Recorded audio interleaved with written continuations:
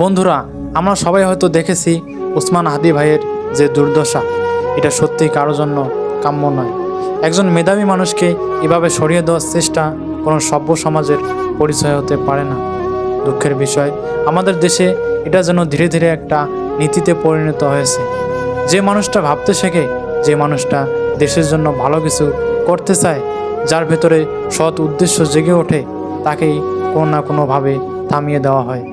কিন্তু ওসমান হাদি ভাই শুধু একজন মানুষ নন, তিনি বাংলাদেশের একটি সম্পদ।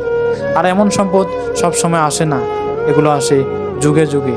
দীর্ঘ সময়ের অপেক্ষার পর আমরা চাই না এই দেশ তার মেধাবী সন্তানদের হারাক। আমরা চাই না ভবিষ্যৎ অন্ধকার হয়ে যাক। এই মুহূর্তে হাদি ভাই অনেক অসুস্থ, তিনি জীবনের সঙ্গে লড়াই করছেন। এই সময়ে আমাদের দায়িত্ব শুধু কথা বলা নয়, আমাদের দায়িত্ব তার পাশে থাকা। চলুন আমরা সবাই মন থেকে তার সুস্থতা কামনা করি। আল্লাহ যেন তাকে দ্রুত সুস্থ করে দেন, আর এই দেশ যেন আবার তার মেধায় আলোয় আলোকিত হয়।